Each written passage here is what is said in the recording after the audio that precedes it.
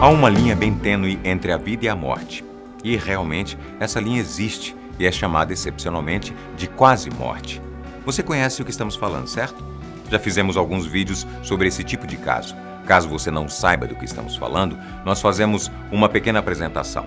Experiência de quase morte é de acordo com aqueles que tiveram uma experiência transcendental em um momento específico, aquele no qual a vida está sustentada apenas por um fio.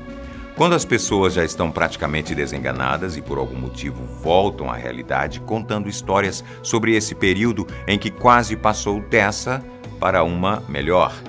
Esses contos, em suma, mantêm um padrão: o distanciamento, a dicotomia entre corpo e alma. Um deles ficaria estável, o corpo, enquanto a alma vagaria.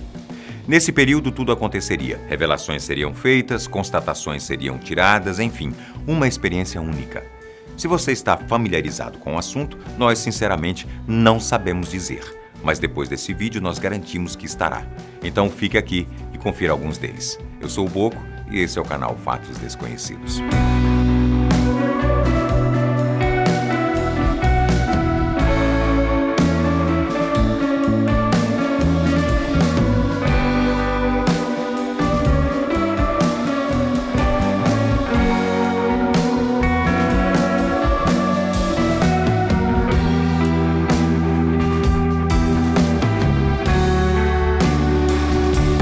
O primeiro que vamos trazer é o caso de Ibn Alexander, um médico neurocirurgião que também é professor de uma das universidades mais conceituadas do mundo, se não a mais conceituada, a de Harvard.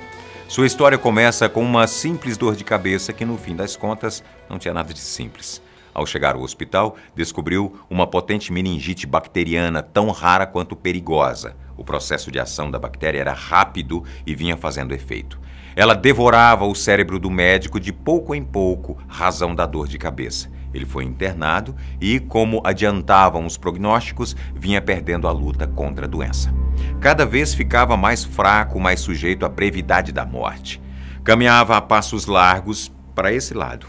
À medida que definhava, seus médicos já discutiam o que fazer, se prolongavam o sofrimento através do tratamento ou se desistiam do caso e lhe davam uma morte digna.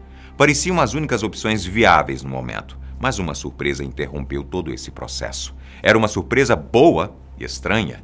Ibn acordou de seu coma de uma hora para outra e saiu certo do que tinha visto, do que tinha feito, do que tinha acompanhado enquanto estava lá. Toda a equipe médica estava embasbacada.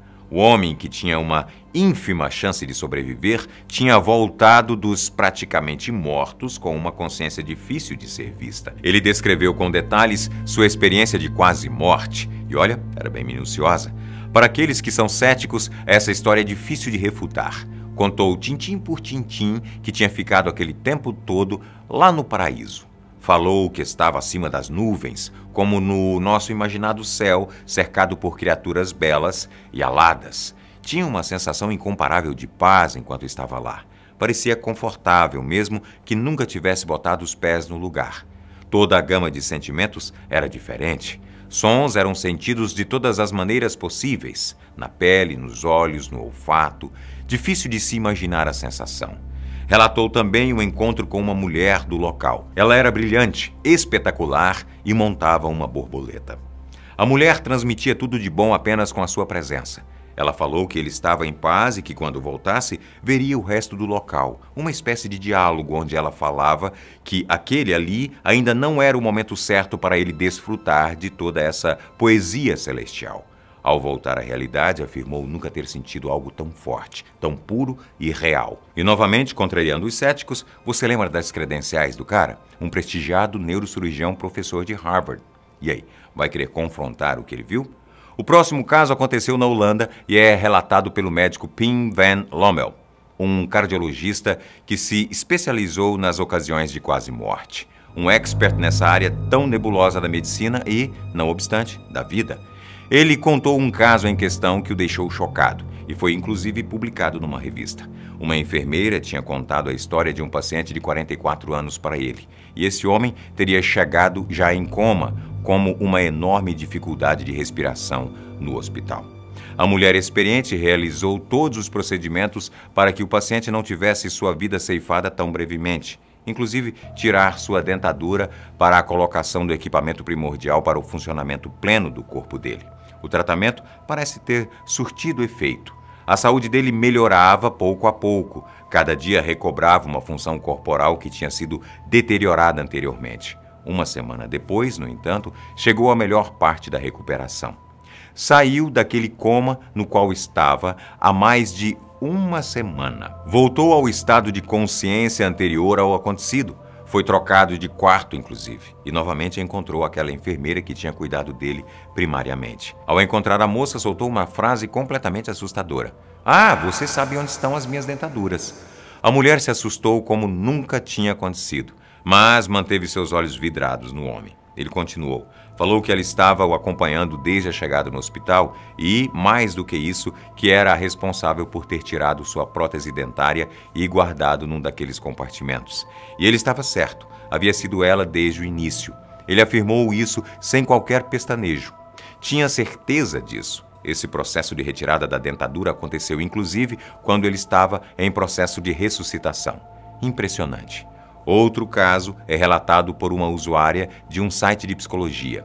Na verdade, um de ajuda psicológica. Ela conta que passava por uma depressão horrível, não via saída em nenhum lugar. Então, em certo momento, decidiu que era hora de cortar o sofrimento pela raiz. Tomou um punhado de comprimidos em conjunto com rum.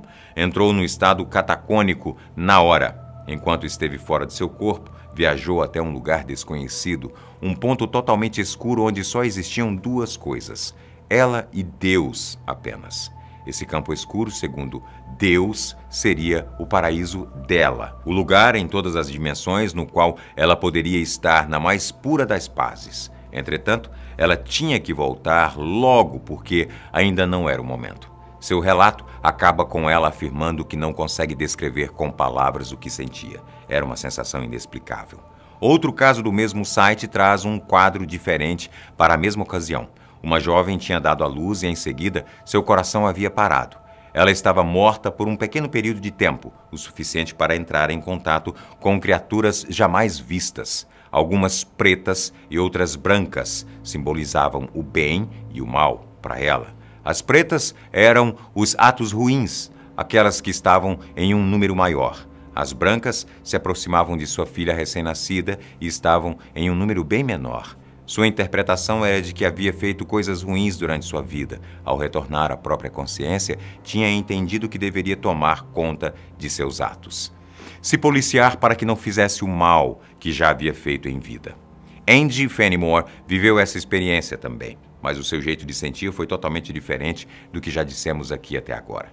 Ela tentou se suicidar em 1991 e, até estar totalmente recuperada, parece ter vivido uma horrível tortura. Ela alega ter conhecido o inferno. Primeiramente, o lugar seria, na verdade, uma representação do que havia vivido. Ela enxergava sua própria vida por aqueles que a cercavam, e isso, às vezes, pode não ser muito legal. Após esse cansativo exercício, teria encontrado outras pessoas no caminho de escuridão que seguia. Sua voz, entretanto, estava muda aos ouvidos dos outros. Esperneava, gritava, mas não era ouvida. Vivia numa solidão infernal. O inferno não era físico, era psicológico. Até que acordou em certo momento. Após a maldita experiência, escreveu um livro chamado Além da Escuridão. Matthew Botsford, um executivo americano, relata algo bem pior do que o que já trouxemos. Ele estava em Atlanta, do lado de fora de um restaurante qualquer, quando foi atingido por uma bala perdida. Teve que ser ressuscitado algumas vezes no caminho até o hospital. Não à toa, quando deu entrada lá, foi induzido ao coma. E durante esse processo todo, sua experiência aconteceu, e ele não queria ter passado por isso, não. Sua passagem foi um inferno, literalmente. Via-se pendurado com correntes bem apertadas em seus braços e pernas. Estava sobre um poço de fogo puro. Ao seu lado circulavam alguns bichos indescritíveis. Tudo que Matthew sentia era pavor, nada mais que isso. Para completar o cenário de terror, ouvia gritos desesperados vindo de todos os lados. Não eram poucos, e tomavam a atenção dele. A situação foi só ficando pior. A lava começava a tocar sua pele e queimava. Demônios riam de sua cara. Uma desgraça só. mas quando achou que não tinha escapatória, sentiu a presença de Deus. Ele falava que aquela ainda não era a hora. Ao sentir a sua presença, saiu daquele inferno e voltou à realidade. Recobrou a consciência e contou tudo aquilo que tinha vivido. Não à toa sua crença cresceu depois do caso. Uma experiência de quase morte da pior qualidade possível. Agora que você conhece esse mundo todo, lembra-se de algum caso próximo? Conte aqui embaixo para nós. Quanto a mim, eu estou indo embora. Um abraço. Tchau.